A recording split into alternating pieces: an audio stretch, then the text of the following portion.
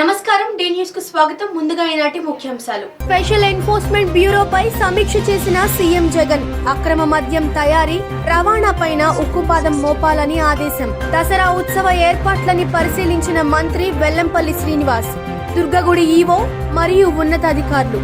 Covid నిబంధనల దృష్ట్యా రోజుకు 10,000 మందిని దర్శనానికి అనుమతించనున్నట్లు వెల్లడి. మత్తు పదార్థాల అక్రమ రవాణాకి కేంద్రం బాధ్యత వహించాలని డిమాండ్ చేసిన సిపిఎం నేత బాబురావు. దీనిపై సమగ్ర విచారణ జరిపించాలని డిమాండ్. అక్రమంగా మద్యం తయారీ, రవాణాపైన ఉక్కుపాదం మోపాలని ముఖ్యమంత్రి వైఎస్ జగన్మోహన్ రెడ్డి ఆదేశించారు. మద్యం అక్రమ రవాణా తయారీకి పాల్పడుతున్న వారిపై కఠిన చర్యలు తీసుకోవడానికి ఇదివరకే చట్టాన్ని తీసుకువచ్చామని, దీన్ని అమలు చేయాలన్నారు. మాదక ద్రవ్యాలకు వ్యతిరేకంగా విశ్వవిద్యాలయాలు, కాలేజీల్లో అవగాహన కార్యక్రమాలు నిర్వహించాలని ఆయన సూచించారు. స్పెషల్ ఎన్ఫోర్స్మెంట్ బ్యూరోపై ముఖ్యమంత్రి వైఎస్ జగన్మోహన్ రెడ్డి సమీక్షా సమావేశం నిర్వహించారు. తాడేపల్లిలోని సీఎం క్యాంప్ కార్యాలయంలో జరిగిన ఈ సమావేశంలో ఎన్ఫోర్స్మెంట్ బ్యూరో కార్యకలాపాల ప్రగతిపై అధికారులు సీఎం వైఎస్ జగన్ కు వివరాలు అందించారు. ఈ సందర్భంగా సీఎం జగన్ మాట్లాడుతూ మద్యం నియంత్రణలో భాగంగా రేట్లను పెంచామని వెల్లడించారు. 1/3 దుకాణాలను మూసివేశామని, బెల్ట్ షాపులను పర్మిట్ రూమ్లలో తీసివేశామని తెలిపారు. లిక్కర్ అమ్మకాలు నెలకు 34 లక్షల కేసుల నుంచి 21 లక్షల కేసులకు తగ్గాయని పేర్కొన్నారు. బీరు అమ్మకాలు నెలకు 17 లక్షల కేసుల నుంచి 7 లక్షలకు తగ్గాయన్నారు. ఇలాంటి సందర్భంలో అక్రమంగా రవాణా అవుతున్న మద్యం తయారీని అడ్డుకోవాలని అధికారులను సీఎం ఆదేశించారు. డ్రగ్స్కు వ్యతిరేకంగా విశ్వవిద్యాలయాలు, కాలేజీల్లో అవగాహన కార్యక్రమాలు నిర్వహించాలన్నారు. ఏ కాలేజీలోనైనా అలాంటి ఉదంతాలు కనిపిస్తే అక్కడ ప్రత్యేక దృష్టి పెట్టాలని సూచించారు. గంజాయి సాగు, రవాణాను అరికట్టాలని, క్రమం తప్పకుండా దాడులు నిర్వహించాలని సూచించారు. పోలీస్ విభాగాలు సమన్వయంతో పనిచేయాలని ఆయన కోరారు. అన్ని శాఖల సమన్వయంతో దుర్గమ్మ దసరా మహోత్సవాలను విజయవంతంగా నిర్వహించాలని రాష్ట్ర దేవాదాయ శాఖ మంత్రి వెల్లంపల్లి శ్రీనివాస్ సూచించారు. దుర్గమ్మ దర్శనానికి వచ్చే భక్తులందరికీ ఎటువంటి ఇబ్బందులు లేకుండా దర్శనం కల్పించే విధంగా చర్యలు తీసుకుంటున్నట్లు వివరించారు. కోవిడ్ నిబంధనల నేపథ్యంలో ఉత్సవాల్లో ప్రతిరోజు 10,000 మందికి దర్శనానికి అనుమతించనున్నట్లు తెలిపారు. వినాయక గుడి నుంచి ప్రారంభమయ్యే క్యూ లైన్ల పనులను మంత్రి వెల్లంపల్లి శ్రీనివాసరావు కలెక్టర్ నివాస్ అధికారులతో కలిసి పరిశీలించారు. ఈ సందర్భంగా క్యూ లైన్ల మధ్యలో ఒక సర్వీస్ లైన్ ఏర్పాటు చేసి భక్తులకు మంచినీటితో పాటు శానిటైజర్ వేసే విధంగా చూడాలని అధికారులకు సూచించారు. అనంతరం కార్పొరేషన్ కార్యాలయం ఎదురుగా ఉన్న ఖాళీ ప్రాంతాన్ని పరిశీలించి ఉత్సవాల్లో భక్తుల వాహనాల పార్కింగ్ ఏర్పాట్లపై చర్చించారు. తలనీలాలు సమర్పించే భక్తుల కోసం 3 షిఫ్టుల్లో రోజుకు 100 మంది క్షురకులను నియమించనున్నట్లు ఈవో మంత్రికి వివరించారు. అనంతరం కృష్ణవేణి ఘాట్లో జల్లు స్నానాల ఏర్పాట్లపై ఆరా తీశారు. నదిలో దిగకుండా రక్షణ చర్యలు తీసుకోవాలని, భక్తులందరూ జల్లు స్నానాలు చేసుకునేలా చూడాలన్నారు. మహిళలు దుస్తులు మార్చుకునేందుకు ప్రత్యేక గదులు ఏర్పాటు చేయాలని సూచించారు. అనంతరం కెనాల్ రోడ్డు మీదుగా రథం సెంటర్కు చేరుకుని అక్కడ ఏర్పాటు చేసే చెప్పుల స్టాండ్, క్లాక్ రూమ్ల గురించి వాకబు చేశారు. కొండపైకి వెళ్లి ఓం టర్నింగ్ దగ్గర చేపట్టాల్సిన ఏర్పాట్లపై అధికారుల బృందం ప్రత్యక్షంగా పరిశీలించారు. కోవిడ్ నిబంధనలు పాటిస్తూ ఉత్సవాల్లో భక్తులు ఎటువంటి ఇబ్బందులకు లేకుండా చూడాలని అధికారులను ఆదేశించారు.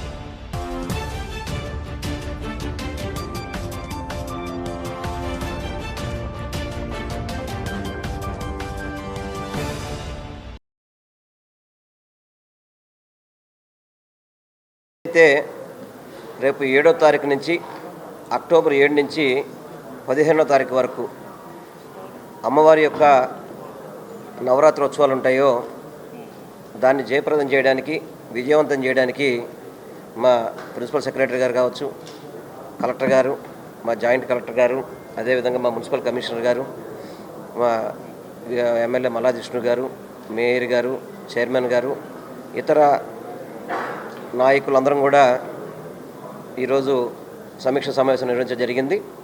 అన్ని శాఖలు, అన్ని డిపార్ట్మెంట్ల సమన్వయంతో ఈ యొక్క నవరాత్రోత్సవాలు విజయవంతం చేయాలని చెప్పని ఈరోజు సమన్వయ మీటింగ్ పెట్టుకున్నాం. దీంట్లో మన దుర్గ టెంపుల్ నుంచి కూడా, అమ్మవారి టెంపుల్ నుంచి కూడా అధికారులు చాలా సూచనలు చేయడం కానివ్వండి, అదే ఇతర శాఖల యొక్క సమన్వయంతో కూడా వాళ్ళు చెప్పడం జరిగింది. గౌరవ కలెక్టర్ గారు అన్ని శాఖలు కూడా ఈరోజు ఆదేశాలు జారీ చేశారు. ఏదైతే ఈ ఉత్సవాలు ఉన్నాయో అందరూ సమన్వయంగా పనిచేసి వచ్చే భక్తులందరికీ కూడా ఎక్కడ కూడా ఎటువంటి ఇబ్బంది లేకుండా కరోనా నామ్స్ని పాటిస్తూ కూడా ఈ యొక్క ఉత్సవాలు చేయాలనేది ఈరోజు ఈ మీటింగ్లో డిసైడ్ చేసుకున్నాం. అదేవిధంగా విలేకరులు చాలా ప్రశ్నలు అడిగారు, వాటన్నిటి కూడా సమాధానం చెప్పడం జరిగింది. ఒకటే క్లియర్గా చెప్పేసి వచ్చిన ప్రతి ఒక్క భక్తుడికి కూడా ఎక్కడ కూడా ఎటువంటి ఇబ్బంది లేకుండా వాళ్ళు పూర్తిగా కూడా స్వేచ్ఛగా వచ్చే విధంగా ఆన్లైన్ టికెట్ విధానం కూడా ఇందాక మా కలెక్టర్ గారు చెప్పారు. ఆల్రెడీ 4,000 మందికి రోజుకి 10,000, ఇప్పటి వరకు 10,000 మందికి ప్లాన్ చేయడం జరిగింది. దాన్ని ఆల్రెడీ ఇప్పటికీ ఆన్లైన్లో కూడా పెట్టడం జరిగారు. దాంట్లో 4,000 మందికి ఉచిత దర్శనం కావచ్చు, 3,000 మందికి 100 రూపాయల టికెట్ కావచ్చు, 3,000 మందికి 300 రూపాయల టికెట్లు కావచ్చు. అదేవిధంగా ఉభయదాతలు కానీ ఏదైతే కుంకుమ పూజ కార్యక్రమం, చండీ హోమం కూడా జరిగే విధంగా అవన్నీ కూడా పూర్తిగా, కాకపోతే ఇదివరకు అన్ని వేలల్లో అట్లా ఉండేదాన్ని ఇప్పుడు కోవిడ్ నామ్స్ ప్రకారం రిస్ట్రిక్ట్ చేసి తక్కువ చేసి అందరినీ కూడా ఈ యొక్క ఉత్సవాలు జరపాలనేది భావన జరుగుతుంది. అదేవిధంగా తెప్పోత్సవానికి కూడా ఏ విధంగా తెప్పోత్సవం చేయాలనేది ఇప్పుడంతా ప్రైమరీ డిస్కస్ చేసాం. దీన్ని మళ్ళీ ఇంకొక 3-4 రోజుల తర్వాత పూర్తిగా కూడా వీటన్నింటినీ అవగాహన తీసుకొని, అదేవిధంగా ప్రభుత్వ సూచనలు కావచ్చు, హెల్త్ డిపార్ట్మెంట్ సూచనలు కూడా తీసుకొని ఇంకా మెరుగైన విధంగా చేయడం ఉద్దేశంతో చేయడం జరిగింది. ఎటువంటి డిఫరెన్స్ అనేది ఉండదు. బట్ ట్రావెల్ వరకు అంటే భక్తులకి దానికి వాళ్ళకి అనుకూలంగా ఉండేటట్టు భక్తులకి ఫెసిలిటేట్ చేసే విధంగా టైంలో మన మార్పు రాష్ట్ర ప్రభుత్వం అనుమతితో తీసుకోవాలని చెప్పి మనం చర్చిస్తున్నాం. దేశంలో విమాన నౌకాశ్రయాలను ప్రైవేట్ పరం చేసిన కేంద్రమే మత్తు పదార్థాల అక్రమ రవాణాకు బాధ్యత వహించాలని సిపిఎం డిమాండ్ చేసింది. ముంద్రా పోర్టు కేంద్రంగా కొనసాగుతున్న మత్తు పదార్థాల అక్రమ రవాణాపై సమగ్ర న్యాయ విచారణ జరపాలని మోడీ సర్కార్ని కోరింది. మత్తు పదార్థాలు భారీ ఎత్తున అక్రమ రవాణా జరుగుతుంటే కేంద్ర ప్రభుత్వం ఏజెన్సీలు మొద్దునిద్ర పోతున్నాయని ప్రశ్నించారు. గుజరాత్ రాష్ట్రం ముంద్రా నౌకాశ్రయం కేంద్రంగా జరుగుతున్న మత్తు పదార్థాల అక్రమ రవాణాపై నిరసన తెలుపుతూ సిపిఎం నగర శాఖ విజయవాడ బిఆర్టీఎస్ రోడ్లో ధర్నా చేపట్టింది. ఈ సందర్భంగా సిపిఎం రాష్ట్ర కార్యదర్శి వర్గ సభ్యుడు బాబురావు ముంద్రా పోర్టు లింకులు నగరంతో ముడిపడి ఉండడం ఆందోళన కలిగిస్తోందన్నారు. ముంద్రా నౌకాశ్రయం నుండి భారీగా మత్తు పదార్థాలు దేశంలోకి ప్రవేశించడం దేశ భద్రతా వ్యవస్థలో డొల్లతనాన్ని తేటతెల్లం చేస్తోందన్నారు. మోడీ పాలనలో దేశంలోని నౌక విమానాశ్రయాలను ప్రైవేట్ వ్యక్తులకు కట్టబెట్టడంతో వాటిపై నిఘా వ్యవస్థలు వైఫల్యం చెందాయన్నారు.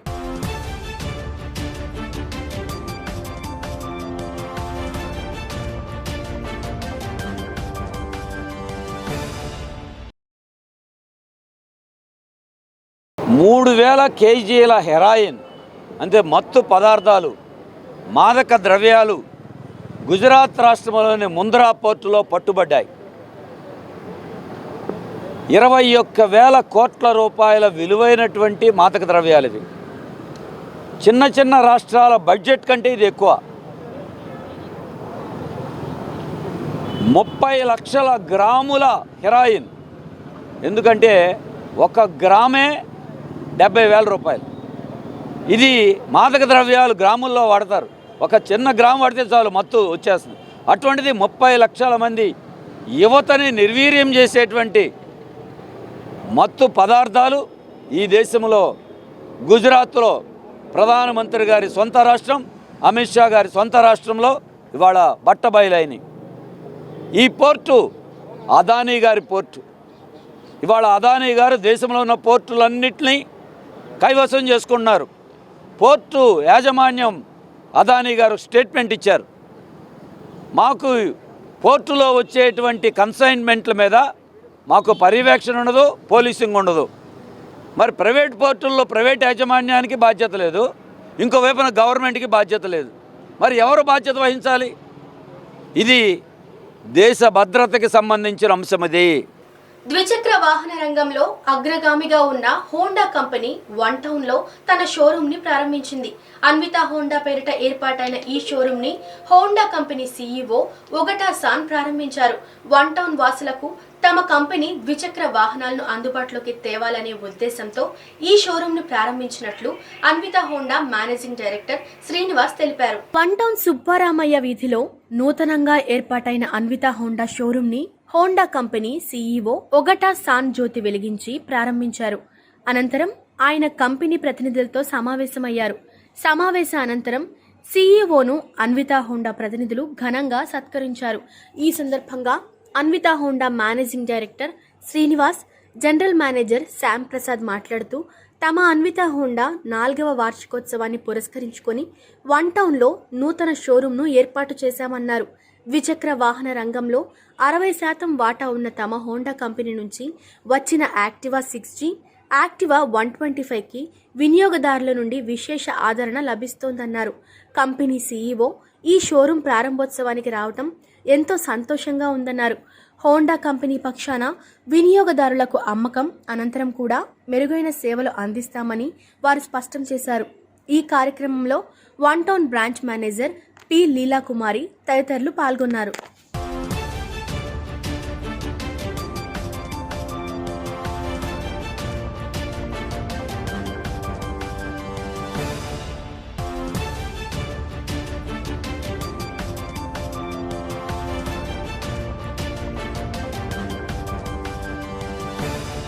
Good evening.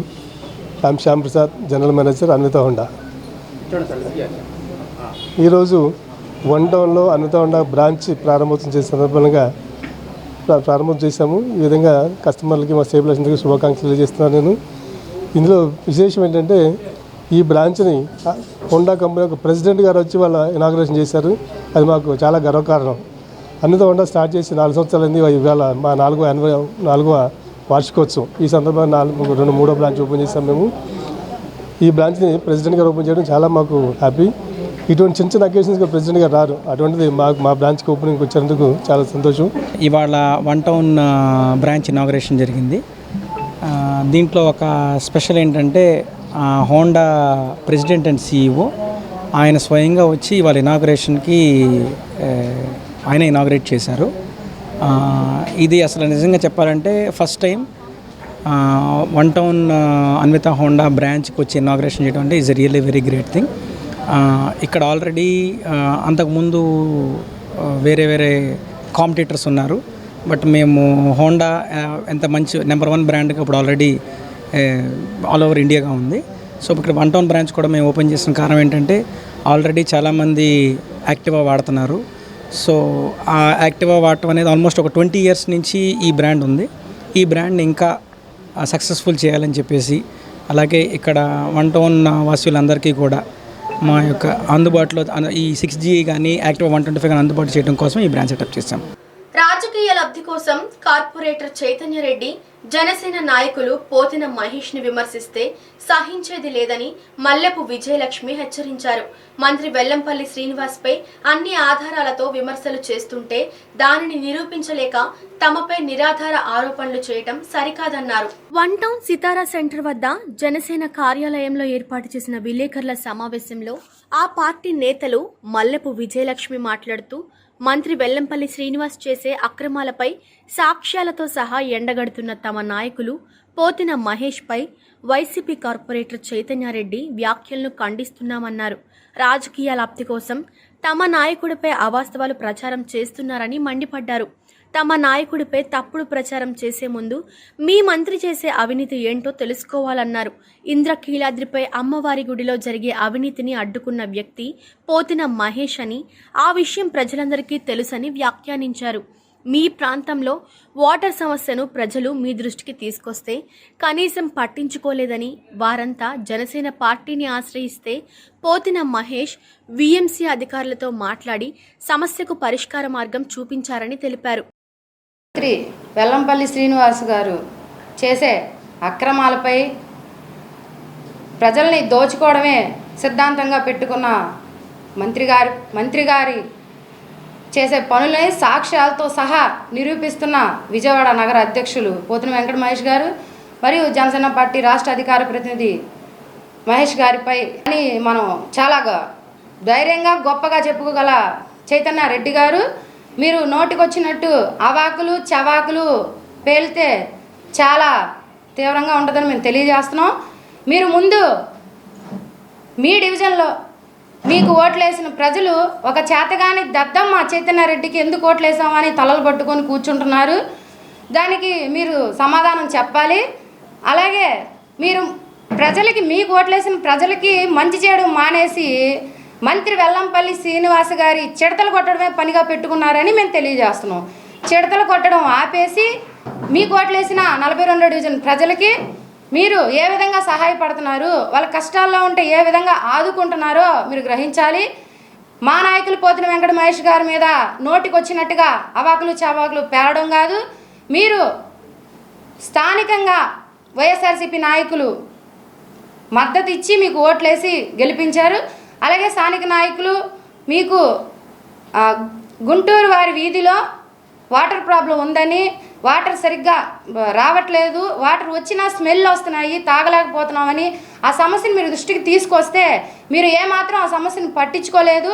మానిటైజేషన్ పేరుతో ప్రజల ఆస్తిని కార్పొరేట్ శక్తులకు కట్టపెట్టేందుకు బీజేపీ ప్రభుత్వం చూస్తుందని railway contractors and workers employees union రాష్ట్ర కన్వీనర్ ఉమామహేశ్వరరావు ఆరోపించారు. ప్రభుత్వ రంగాలను ప్రైవేట్ పరం చేయటాన్ని అడ్డుకోవాల్సిన అవసరం ఉందన్నారు. సిఐటియు ఆధ్వర్యంలో railway contract workers and employees union round table సమావేశం నిర్వహించింది. ఈ సందర్భంగా రైల్వే ప్రైవేటీకరణ ఉద్యోగ సంఘాలు అంశంపై విస్తృతంగా చర్చించారు. అనంతరం ఉమామహేశ్వరరావు మాట్లాడుతూ ప్రజల ఆస్తులను ఉచితంగా కార్పొరేట్ శక్తులకు కట్టబెట్టేందుకు కేంద్రం చూస్తుందన్నారు. మానిటైజేషన్ పేరుతో రైల్వే ప్రైవేటీకరణ చేయాలనుకోవడం దుర్మార్గమన్నారు. ప్రైవేట్ వ్యక్తుల చేతుల్లోకి రైల్వే సంస్థ వెళితే ప్రజలపై భారాలు పడక తప్పదన్నారు. అంతేకాకుండా ప్రతి ఏడాది 1,00,000కు పైగా యువతకు ఉద్యోగాలు కల్పిస్తున్న ఏకైక సంస్థ అని తెలిపారు. రైల్వే ప్రైవేటీకరణను అడ్డుకునేందుకు అన్ని సంఘాలను కలుపుకుని ముందుకు వెళ్తామన్నారు. ఈ రోజున ప్రజల ఆస్తి అయిన భారతీయ రైల్వేని దాని మీద ఉన్న లక్షల ఎకరాల ల్యాండ్ మీద కన్నేసిన కార్పొరేట్ శక్తులన్నీ కూడా మానిటైజేషన్ పేరుతో ప్రజల సొమ్ముని కార్పొరేట్ శక్తులందరికీ కూడా దాన ధర్మాలు చేయడానికి కేంద్ర ప్రభుత్వం ప్రయత్నాలు చేస్తుంది. దాని పేరే మానిటైజేషన్ పేరు. ఇన్నాళ్ళు కనీసం ప్రైవేటైజేషన్లో కానీ కార్పొరేషన్లో కానీ రైల్వే ఆస్తులని, ప్రైవేట్ ఆస్తులని, ప్రభుత్వ రంగ సంస్థల ఆస్తులని కూడా ఎంతో కొంత రేటు కట్టి కార్పొరేట్ శక్తులకు ఇవ్వడం జరిగేది. ఈ మానిటైజేషన్లో ఏంటంటే ఉన్న ఆస్తులను ఉచితంగా ఎవరైతే మేము మెయింటైన్ చేయగలమంటారో వాళ్ళకి ఫ్రీగా ఇచ్చేసేసి 50 సంవత్సరాల నుంచి 90 సంవత్సరాల పాటు లీజు పేరుతో ఉచితంగా ధారాదత్తం చేయటమే కాకుండా ఈ ఆస్తులన్నీ కూడా ఎవరైతే కష్టపడి ఈ దేశ ప్రజలందరూ కూడా చెమ్మట ఉన్నదో, దాంట్లో ఈ దేశంలో ప్రయాణించే ప్రతి ప్రయాణికుడి యొక్క హక్కు ఉన్నదో వాటినన్నింటినీ హరించే విధంగా ఈ దేశంలో ప్రపంచం మొత్తం మీద రవాణా రంగంలో అత్యంత తక్కువైన రేట్లకి తీసుకెళ్తున్న భారత రైల్వేని ఈరోజు మూసివేయటానికి కుట్ర జరుగుతుంది. దాన్ని తప్పనిసరిగా ఈ దేశ ప్రజలు, ఈ దేశంలో ఉన్న యువత, విద్యార్థి లోకం, ఉద్యోగ సంఘ, కార్మిక సంఘ ప్రతినిధులతో పాటుగా ప్రజా సంఘాలు కూడా కలిసి వచ్చి నిలబెట్టుకోవాల్సిన తరుణం ఆసన్నమైంది. తప్పనిసరిగా ఈ విషయంలో ప్రధాన రైల్వే కార్మిక సంఘం కింద మా వంతు బాధ్యత మేము నిర్వహిస్తాం. తప్పనిసరిగా ఎలా అయితే 1974లో సమ్మె చేయటంలాగా తొలిసారి కాంగ్రెస్ గవర్నమెంట్ స్వతంత్ర భారత చరిత్రలో ఓడిపోవడం జరిగిందో, ప్రతిపక్షాలకు అధికారం దక్కిందో, తప్పనిసరిగా రాబోయే రోజుల్లో ఆ పరిస్థితి రాకుండా ఉండాలంటే ఈరోజు అధికారంలో ఉన్న ఎన్డీఏ గవర్నమెంట్కి తప్పనిసరిగా స్టేక్ హోల్డర్స్ని, ప్రయాణికుల సంఘాలని, ప్రజా సంఘాలని పిలిచి రైల్వే అభివృద్ధికి ఏ రకంగా మంచి చేస్తే బాగుంటుందో చేయాల్సిన బాధ్యత మీ మీద ఉన్నది. బెంజ్ సర్కిల్ సమీపంలోని ఆకాష్ ఎడ్యుకేషనల్ సర్వీసెస్ లిమిటెడ్ సంస్థ కార్యాలయంలో విలేకరుల సమావేశం నిర్వహించారు. టాలెంట్ హంట్ ఎగ్జామ్ పోస్టర్ ని సంస్థ దక్షిణ భారత regional head Chandana Chand, AP regional head Giri Sripathi, deputy director RVSN Murthy, star V educational society secretary Kommineni Venkatesh ఆవిష్కరించారు. అనంతరం వారు మాట్లాడుతూ డిసెంబర్ 4 నుంచి 12వ తేదీ వరకు 24 రాష్ట్రాలు, కేంద్రపాలిత ప్రాంతాల్లో ఆన్లైన్, ఆఫ్లైన్ విధానాల్లో Akash national talent hunt exam నిర్వహిస్తున్నట్లు తెలిపారు. ట్యూషన్ ఫీజుపై స్కాలర్షిప్తో పాటు అత్యుత్తమ స్కోర్ చేసిన వారికి నగదు బహుమతులు కూడా ప్రదానం చేస్తామన్నారు. ఈ ఏడాది వివిధ గ్రేడ్లలో అత్యున్నతంగా నిలిచే 5 విద్యార్థులు తమ తల్లిదండ్రుల్లో ఒకరితో కలిసి ఉచితంగా నాసా సందర్శించవచ్చని పేర్కొన్నారు. పరీక్ష ఉదయం 10 గంటల నుంచి రాత్రి 7 గంటల మధ్యన గంట పాటు ఆన్లైన్ పరీక్షలు నిర్వహిస్తారని చెప్పారు. ఆఫ్లైన్ పరీక్షలు డిసెంబర్ 5, 12 తేదీల్లో 2 షిఫ్టుల్లో ఉదయం 10:30 నుంచి 11:30 వరకు, సాయంత్రం 4 గంటల నుంచి 5 గంటల వరకు కోవిడ్ నిబంధనలకు అనుగుణంగా నిర్వహిస్తారన్నారు. ఈ పరీక్షకు మొత్తం 90 మార్కులు ఉంటాయని, విద్యార్థుల తరగతి కోరుకున్న స్ట్రీమ్కు సంబంధించి 35 మల్టిపుల్ చాయిస్ ప్రశ్నలు ఉంటాయన్నారు.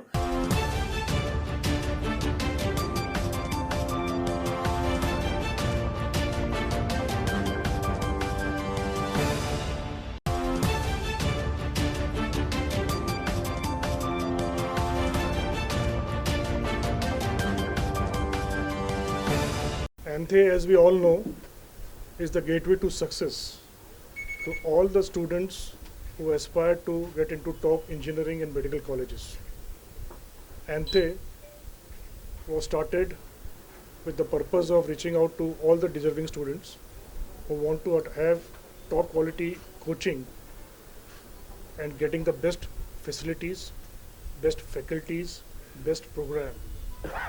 In addition to the other benefits like winning 100% scholarship, getting an all India rank, winning even cash award, getting a free school booster course.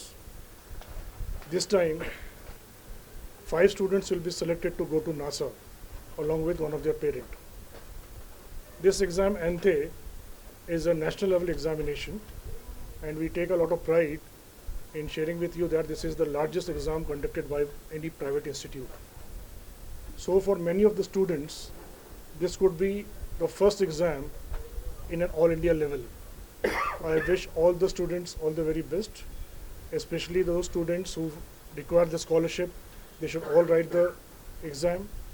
I would urge the branch to reach out to all the schools, all the students who want to get into any career, but at least they will get a feel of what a national level examination or an examination of all India level is.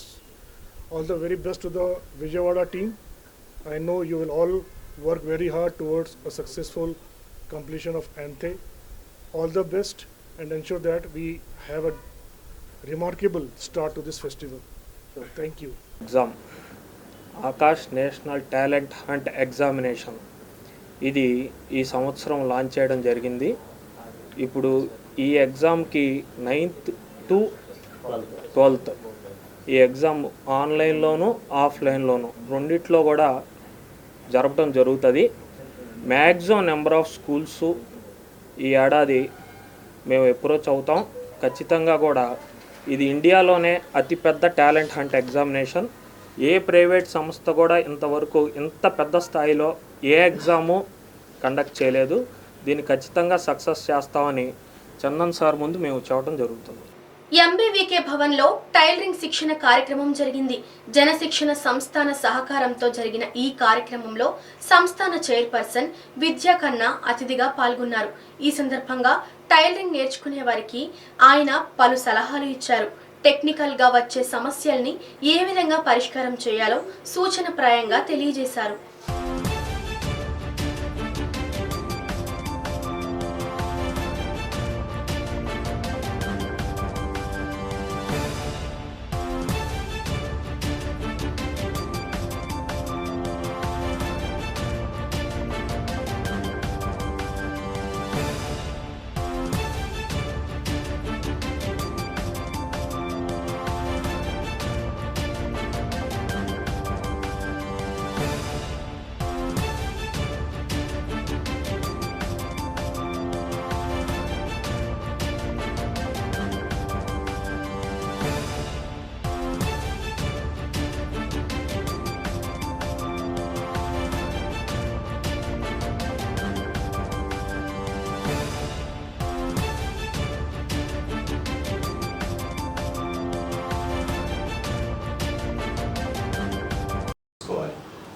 అంకిత భావంతో చేయాలి. అది ఏ వృత్తి అయినా కానివ్వండి, అసలు దాంట్లో ఆకాశమే హద్దు. ఇవాళ పెద్ద పెద్ద ఫంక్షన్స్లో ఒక కొత్త గౌన్ కొత్త రకంగా కుడితే ఎంత ఇస్తారనుకుంటున్నారు? ఎంత వస్తుంది గెస్ చేయండి. అంటే ఆ వేసేవాడు ఒకసారి వేసి తీసేస్తారు. సుమారు ఎంత రావచ్చు? దాని కాస్ట్ ఎంత ఉండొచ్చు? 4,000 ఉంటుంది. దాంట్లో వాడు వాడేది అక్కడ పూసలో ఇక్కడ పొలలో తెచ్చి దాన్ని తగిలించి దాన్ని వెరైటీగా కుట్టి క్రియేటివిటీ. అక్కడ మొత్తం దానికి ఇస్తున్న ఫీజు అంతా క్రియేటివిటీకి. ఇది చిన్న ఎగ్జాంపుల్ చెబుతారు. పెద్ద మిషన్ చెడిపోతే జర్మనీ నుంచి ఒక పెద్ద ఇంజనీర్ని తీసుకొచ్చారంట. ఆయన ఒక గంట చెక్ చేసి ఒక స్క్రూ డ్రైవర్ చిన్న బోల్ట్ టైట్ చేసి వెళ్ళిపోయాడంట. ఇంత చిన్న పనికి $10,000 అంటే ఆ పని చేసినందుకు $1, దాన్ని ఐడెంటిఫై చేసినందుకు $9,999 అని. ఇది స్కిల్ అంటే. అట్లాగే క్రియేటివిటీకి వాళ్ళకున్న క్రియేటివిటీకి అక్కడ పే చేసేది అది చేసిన పని కంటే, దానికి ఉన్న యాక్చువల్ కాస్ట్ కంటే. ఈ నెల 27న తలపెట్టిన భారత్ బంద్ ని జయప్రదం చేయాలని ఏపీ మోటార్ రంగ కార్మికుల ఐక్య కార్యాచరణ సమితి పిలుపునిచ్చింది. మోడీ పాలనలో చమురు ధరలు పెరిగి మోటార్ రంగ కార్మికుల జీవనం దుర్భరంగా తయారైందని పేర్కొంది. ప్రధాని నిరంకుశ విధానాలను వ్యతిరేకించాలని కోరింది. ఏపీ ఆటోమోటార్ రంగ కార్మికుల ఐక్య కార్యాచరణ సమితి ఆధ్వర్యంలో గాంధీనగర్ ప్రెస్ క్లబ్లో గురువారం పాత్రికేయుల సమావేశం జరిగింది. ఈ సందర్భంగా పలు కార్మిక సంఘాల నాయకులు మాట్లాడుతూ అంతర్జాతీయ మార్కెట్లో చమురు ధరలు తగ్గుముఖం పట్టిన కేంద్ర ప్రభుత్వం విధిస్తున్న సుంకాలతో పెట్రోల్, డీజిల్ ధరలు చుక్కల్ని తాకుతున్నాయని ధ్వజమెత్తారు. వీటికి తోడు మోటార్ యాక్ట్ చట్టాలన్నీ సవరించి ఆటోమోటార్ రంగం కార్మికులపై అడ్డు అదుపు లేని జరిమానా విధిస్తూ దోచుకు తింటున్నారని మండిపడ్డారు. ఇక వ్యవసాయ నల్ల చట్టాల అమలుతో పాటు లేబర్ కోడ్లు, విద్యుత్ సంస్కరణలు, ప్రభుత్వ రంగ సంస్థలు నిర్వీర్యం చేయటం వంటి విధానాలను అనుసరిస్తున్న మోడీ సర్కార్ తీరును వ్యతిరేకిస్తున్నామన్నారు.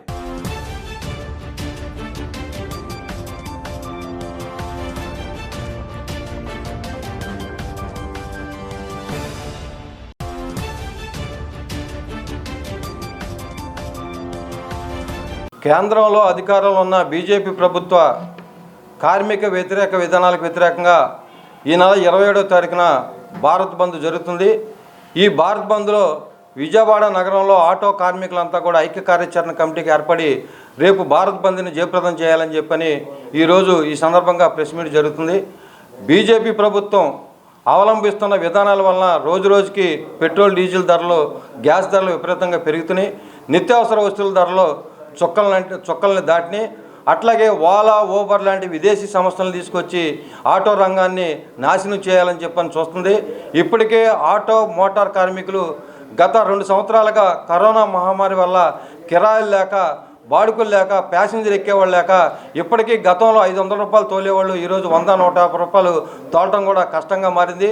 ఇటువంటి తరుణంలో ఆటో మోటార్ రంగ కార్మికుల్ని కేంద్ర ప్రభుత్వం ఆదుకోవాల్సింది పోయి మూలిగే నక్క మీద తాటికాయ పడ్డ చందంగా ఇప్పటికే భారాలు వేస్తుంది. అందుకే ఈ ప్రభుత్వం ఇప్పటికైనా కళ్ళు తెరిచి ఆటో మోటార్ రంగ కార్మికుల మీద భారాలు వేయడం తగ్గాలి. పెట్రోల్, డీజిల్, గ్యాస్ ధరలని జీఎస్టీ పరిధిలోకి తేవాలని చెప్పి అనేది కోరుతున్నాం.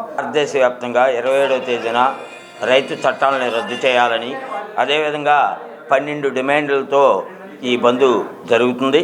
ఈ బంద్లో మోటార్ రంగానికి సంబంధించిన అన్ని కార్మికులు పాల్గొని జయప్రదం చేయాలని మోటార్ సంఘాల యొక్క సమన్వయ కమిటీ పిలుపునిస్తుంది. ఈ బంద్లో అదేవిధంగా పెట్రోలు, డీజిలు, గ్యాస్ ధరల యొక్క డిమాండ్ కూడా ఉంది. జీవో నంబర్ 21 ద్వారా అనేకమైన ఫైన్లని మోటార్ రంగంలో వేయటం జరుగుతుంది.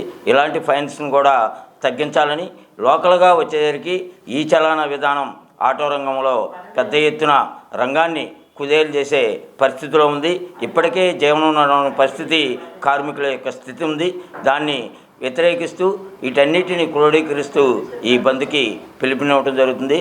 ఆటో కార్మికులు, లారీ కార్మికులు, అదేవిధంగా ఆర్టీసీ కార్మికులు అందరూ కూడా ఈ బంద్ని జయప్రదం చేయవలసిందిగా కోరుతున్నాం. వార్తలు ముగించే ముందు ముఖ్యాంశాలు మరోసారి. స్పెషల్ ఎన్ఫోర్స్మెంట్ బ్యూరోపై సమీక్ష చేసిన సీఎం జగన్. అక్రమ మద్యం తయారీ, రవాణా పైన ఉక్కుపాదం మోపాలని ఆదేశం. దసరా ఉత్సవ ఏర్పాట్లని పరిశీలించిన మంత్రి వెల్లంపల్లి శ్రీనివాస్.